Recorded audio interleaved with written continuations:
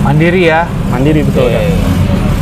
Ngomong-ngomong tentang mandiri, sejauh mana kemandirian yang didapat di kegiatan pramuka mempengaruhi hingga ke saat ini? Karena di sini saya lihat ada kafe, banyak orang hadir di sini, pasti banyak komunitas terlibat nih, ya kan? Betul Kak.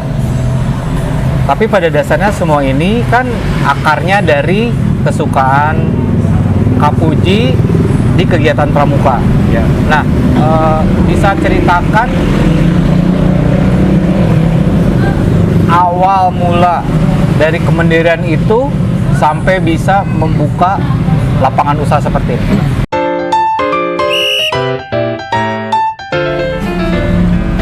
Selamat malam, selamat berjumpa di channel Boyman. Di channel ini kita akan berbincang tentang pramuka, aktivis pramuka, dan segala sesuatu tentang pramuka. Saya, Buang Artono Noris, akan memandu perbincangan kita pada saat ini. Kebetulan pada saat ini saya sudah ditemani oleh seorang aktivis, seorang pembina, seorang pelaku kegiatan pramuka, Kak Puji Saiful. Selamat malam Kak Puji. Ya, selamat malam Kak. Salam pramuka Kak. Salam pramuka. Salam. Kak Puji, bisa ceritakan tentang kiprah di kepramukaan, mungkin dari siaga, penggalang, penegak, pandega, sampai pembina mungkin sekarang? Ya Kak, saya ikut pramuka itu dari siaga ya, dari SD. Dimana itu saya memang sangat suka kegiatan-kegiatan di luar ruangan gitu. Jadi kegiatan yang di luar ruangan itu memang menjadi hobi yang sampai sekarang tuh terus berjalan gitu. Terus berkembang ke penggalang gitu. SD juga saya sudah ikut LT 1, LT 2 gitu kan. Terus SMP juga ikut juga di LT 3 gitu kan, Jambore. Alhamdulillah ya, semakin kesini ikut pramuka itu jadi senang aja gitu, gembira, terus jadi tambah ilmu, tambah wawasan, dan kemandiriannya itu juga terasa gitu Kak. Mandiri ya? Mandiri, betul Kak. Ngomong-ngomong tentang mandiri, sejauh mana kemandirian yang didapat di kegiatan pramuka mempengaruhi hingga ke saat ini? Karena di sini saya lihat ada kafe, banyak orang hadir di sini, pasti banyak komunitas terlibat nih, ya kan? Betul Kak. Tapi pada dasarnya semua ini kan akarnya dari kesukaan Kak Puji di kegiatan pramuka. Ya. Nah, bisa ceritakan awal mula dari kemandirian itu sampai bisa membuka lapangan usaha seperti ini? Ya, awal mandiri itu saya tuh terbentuk dari penegak Kak. Jadi ketika penegak tuh saya sudah tidak meminta jajan ke orang tua gitu. Saya ngekos gitu kan, dan saya juga ngajar gitu, ngajar penggalang gitu. Saya mengajar di Dayakolot, di SD Sipur, di SD 5, dan juga di SMP Kak. Jadi saya dapat uang jajan untuk sekolah SMK tuh sampai dengan ngekos itu ya dari ngajar, jadi dari jualan juga Kak. Jadi saya jualan kacu, jualan TKK gitu, TKU. Saya tuh ya begitu aja gitu kan, berlanjut sampai dengan jadi senang gitu, usaha gitu. Wah, ini bisa mandiri nih gitu nih dari pramuka gitu kan. Terus muncul juga Kak di Dasar Dharma ke-9 gitu kan, bertanggung jawab dan dapat dipercaya. Jadi saya tuh ya mendapatkan kepercayaan Kak dari guru-guru gitu kan, dari teman-teman, sampai akhirnya saya tuh ya bisa berkembang sampai dengan membuka tempat kopi gitu kan, rental outdoor juga, karena ya saya itu emang senang ngopi gitu kan, senang ngopi dan senang berpetualang gitu di pramuka itu. Jadi memang pramuka itu ya sangat menjadi ya menjiwai lah di dalam diri saya itu. Jadi kalau orang bilang pramuka cuma tepuk tangan, nyanyi-nyanyian gitu ya, kayaknya bisa terbantahkan ya. Betul Kak. Oh iya, tadi saya tertarik dengan, saya sudah mencari uang dari penegak. Ya. Saya pembina loh ya, pembina Siap, Kak. penegak.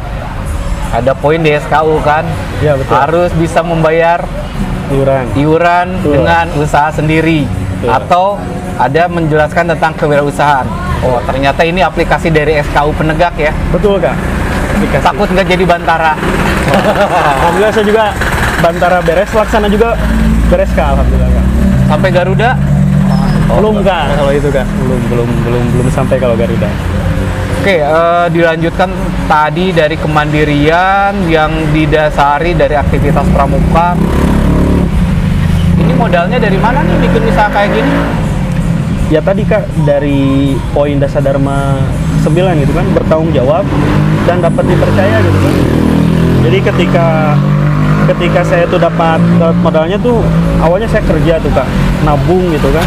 Terus saya karena kenal dengan distributor kopi gitu kan, kenal juga dengan teman-teman yang jualan outdoor gitu kan. Nah, saya bekerja sama gitu Kak. Nah, dari pramuka itu, dari poin ke-9 dasar dharma itu, ya saya mengaplikasikan bahwa tadi ya, bertanggung jawab gitu kan, dan dapat dipercaya. Jadi saya mendapatkan kepercayaan dari teman-teman. Nah, jadi bisa kerjasama gitu Kak. Bahkan ya di sini juga saya mengajak kawan-kawan yang lain gitu kan untuk bekerja sama dan terus gitu kan sampai berkembang gitu. Dari perkembangan dan dari banyaknya orang yang di sini, berarti ini membuktikan bahwa pramuka tidak eksklusif tapi inklusif ya. Ya betul Kak. Karena banyak komunitas yang bergabung di sini. Sebab kalau eksklusifnya udah aja dinamain kafe pramuka gitu ya. Iya betul. Nah, oke. Saya jadi ingat, berarti secara tidak langsung kegiatan ekonomi ini sudah mengaplikasikan Trisatya ya, yang Betul. poin ikut serta membangun masyarakat. Ya, benar nggak? Trisatya, Secara ya. tidak langsung kan refleks ya, kita nggak harus lagi gimana-gimana bawa poin-poin di SKU, poin-poin di Trisatya. Dengan kegiatan seperti ini sudah terjalan ya. Kayaknya kalau ada SKU pembina udah banyak ditandatangan tanya. Nah betul Kak, kalau ada TKK tuh TKK pembina udah ya, penuh. saya kan dari dulu tuh suka tuh nempel-nempel TKK sampai pakai rombi itu kan. Wah, tempel aja gitu kan. Nah, saya sudah bisa gitu kan gitu. Tapi ya itu menjadi tadi ya Kak, motivasi lah Kak. Wah, saya harus bisa nih gitu kan. Jadi sebetulnya banyak dorongan ya tadi dari TKK itu kan. Bagaimana kita bisa menjahit gitu kan, bagaimana kita bisa berusaha untuk buka usaha gitu kan, ada kan di sana. Terus terutama kepada masyarakat gitu. Di sini juga kita mengajak kepada masyarakat kepedulian gitu kan. Jadi pramuka ini memang tadi ya Kak sangat-sangat luas gitu kan manfaatnya tuh. Saya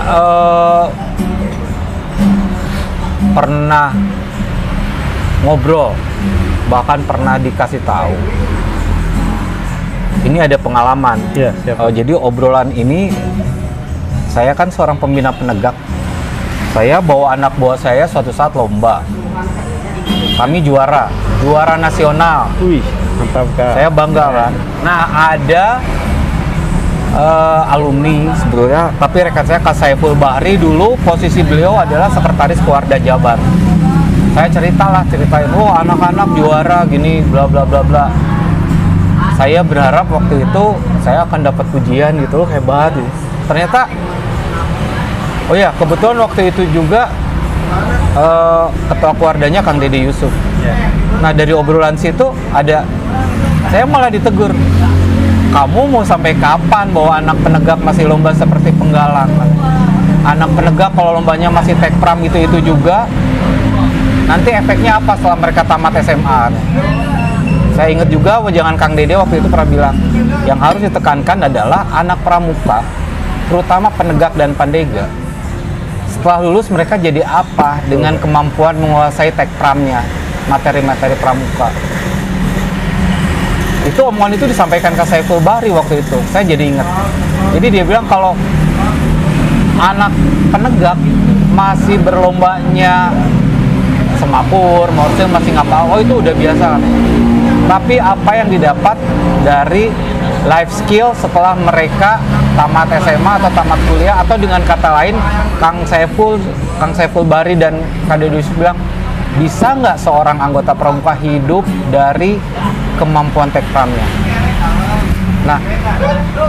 Nah, saya melihat Kang Puji, saya pikir memenuhi itu kriteria yang dibilang oleh Kak Saiful Bahri dan Kang Dede.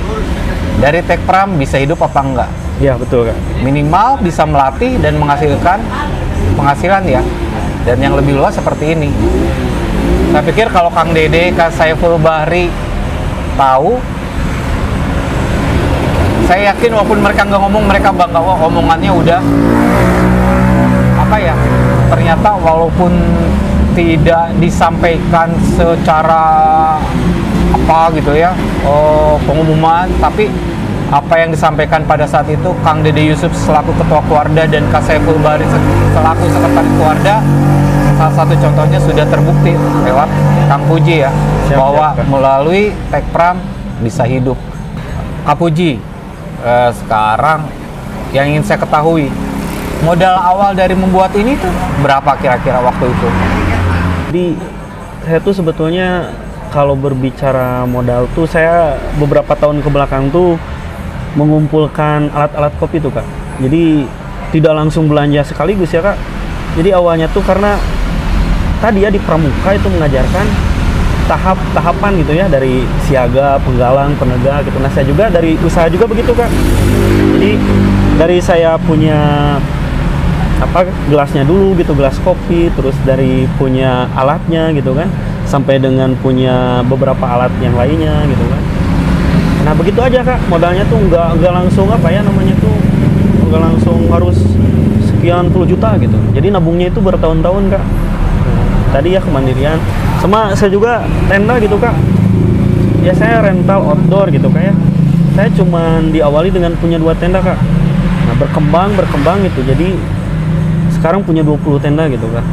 Jadi memang Pramuka itu mengajarkan tahapan usaha gitu Kak, yang memang tadi ya kalau sempat dikatakan oleh Kak Dede Yusuf, terus Kak Saiful Bahri juga ya, memang ya kita bisa nggak gitu kan hidup mandiri gitu dari Pramuka. Nah saya tadi terus saja belajar gitu apa yang disampaikan oleh Kak Dede Yusuf, Kak Saiful Bahri.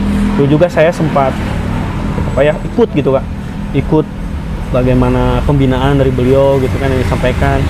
Nah memang itu sangat-sangat masuk ke saya gitu Kak, bahwa harus ada tahapan, bahwa harus mandiri gitu kan. Pramuka itu harus bisa membuktikan kepada masyarakat bahwa Pramuka itu tadi tidak hanya baris, tidak hanya tepuk pramuka, bahkan bisa memberikan efek yang begitu luas gitu Kak kepada masyarakat. Jadi modalnya itu Kak sebetulnya bukan uang ya Kak, kalau saya Kak dari berani gitu Kak. Di poin dasar dharma ke-8 itu Kak, disiplin, berani, dan setia. Memang harus disiplin gitu Kak. Kalau menabung saya tuh disiplin aja nabung gitu kan. Dan berani setia pada gitu prosesnya. Nah itu Kak, jadi memang poin-poin dasar dharma pramuka itu memang betul gitu, menghasilkan sesuatu yang asli gitu kan, bukan hanya dibaca saja gitu kan, tapi aplikasi-aplikasi yang bisa dibuktikan itu memang terasa gitu Kak. Begitu sih Kak, kalau ya saya juga menyemangati gitu Kak untuk pramuka, baik dari siaga, penggalang, penegak, pandega gitu kan, dan seterusnya pembina. Ya kita harus tadi ya, ayo kita aplikasikan bagaimana di Satya Dasa Dharma itu ya bukan hanya diucapkan gitu kan, tapi menjadi perilaku gitu kan. Ya aplikasikan gitu kan. Aplikasikan ya di bidang usaha gitu, di bidang apapun gitu kan. Dan ya yakin gitu kan, pasti gitu kan bisa berhasil gitu. Begitu sih Kak, kalau modalnya mah Kak. Usahanya mulai tahun berapa? Nah usahanya tuh sebetulnya dari 2 tahun kemarin Kak, sekarang 2023 ya, berarti 2021 pas pandemi. Betul, jadi saya tuh mengambil momen Kak, jadi bagaimana momen pramuka harus bangkit gitu kan ketika pandemi gitu kan. Wah saya coba aja gitu kan, ini pandemi pasti berakhir gitu kan, dan kita pasti kumpul lagi gitu kan. Ya secara perjalanan gitu kan, ya akhirnya memang ya pandemi berakhir gitu kan, terus kepedulian juga masih ada gitu kan, dan ya kita juga pramuka tetap gitu kan ada gitu kan, mandiri gitu kan, tetap berdiri gitu kan di situasi apapun gitu. Kak Puji, tenaga kerjanya diambil dari mana? Nah untuk tenaga kerja kita ambilnya tuh memang dari anak-anak yang memang punya keinginan besar gitu Kak. Bagaimana dia tuh mencintai kopi gitu kan, menyajikan kopi gitu kan. Karena tadi Kak, saya tuh di sini tidak tidak masih gaji besar gitu ya, seperti di kafe-kafe yang lain gitu ya. Tapi saya tuh, ayo kita sama-sama belajar gitu kan. Ayo kita sama-sama berproses bareng gitu Kak. Jadi saya ngambil karyawannya tuh memang orang-orang yang berkeinginan Kak. Yang nongkrong kalau misalnya ingin bekerja sama ya ayo gitu kan. Jadi tidak memandang siapapun, tidak harus pramuka juga Kak ya. Karena tadi ya, aplikasi dari pramuka itu luas gitu kan. Ada yang nongkrong diajak, ada yang nongkrong diajak. Nah, dengan itu kita bisa saling memberikan ide gitu kan. Dan di sini juga sebetulnya karyawan kita dari orang-orang yang memang ada yang dari putus sekolah Kak. Ada juga yang memang karyawannya itu tamatan SD. Karena ya saya tidak tidak menyampingkan orang-orang yang begitu gitu Kak. Begitu Kak. Melihat perkembangan usaha sekarang, rencana ke depan tentang pengembangan usaha ataupun mungkin penambahan karyawan ataupun mungkin membuka jenis usaha baru, seperti apa rencananya? Kembali lagi kepada tim ya Kak, karena saya di sini buat tim, bagaimana tim itu akan berkembang. Dengan tagline tuh saya tuh memang karena meluasnya itu kepada orang-orang yang cinta alam gitu ya Kak. Kan di pramuka juga ada cinta alam ya Kak ya. Outdoor activity. Ya gitu. Jadi kedepannya tuh kopi di saya itu adalah kopi Sinai Kopi kan, kopinya para petualang gitu kan. Jadi memang arahnya itu orang-orang yang berpetualang itu memang sambil ngopinya tuh udah kopi Sinai gitu kan. Nah terus yang adventure ini ke depan ada keinginan saya tuh produksi sendiri Kak, bagaimana UMKM, bagaimana anak-anak muda sekarang yang ada di Sinai ya terutama ya bisa membuat produksi Kak, produksi outdoor gitu. Ya produksi lokal gitu kan, mengembangkan, mengangkat dan kreativitas kita gitu kan. Begitu Kak. Oke, perbincangan yang menarik ya. Siap Kak. Puji. Semoga perbincangan kita ini bisa memotivasi dan mengedukasi terutama masyarakat. Jadi tidak terlalu pramuka, tepuk tangan, camping, kulitnya hitam, nyanyi-nyanyi ya. Nah, betul Ternyata ya. Seperti apa yang disampaikan oleh Kak Dede, Kak Saiful, bahwa dari kemampuan kita menguasai teknik pramuka, dari kegiatan kepramukaan, kita bisa hidup. Betul. Setuju Kak, sepakat. Baik, terima kasih Kak Puji. Siap Kak. Terima kasih atas perbincangan kali ini. Sampai berjumpa kembali di channel Boyman berikutnya. Boyman, from the boy become a man. Salam pramuka. Salam.